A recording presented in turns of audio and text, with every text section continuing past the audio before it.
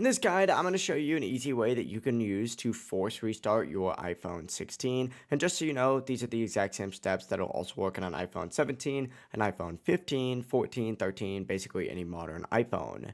Before we do dive into this guide, make sure to like the video and subscribe to the channel with all notifications on. It really does help the channel. Lets us know that you want more content like this. We'd greatly appreciate it. And if at any point through this guide you do have any questions, just ask them down in the comment section below and we can help you out further. I'm going to be doing my best to reply to every single comment down there. But here's how you can do this. Begin by pressing the volume up button, then pressing the volume down button, and then press and hold the side power button. Let me walk you through this in real time. Quickly tap volume up, then quickly tap volume down, then press and hold the side power button, and you're going to see slide to power off.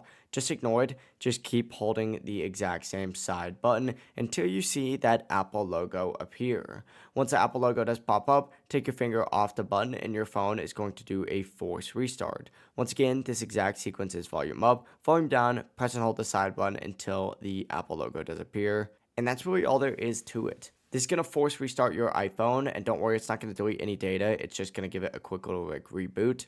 If this guide did help you out, make sure to like the video and subscribe to the channel with all notifications on. It really does help the channel and lets us know that you want more content like this. We'd greatly appreciate it. And if at any point throughout this guide you do have any questions, ask them down in the comment section below and we can help you out further. Have a great rest of your day though. Peace.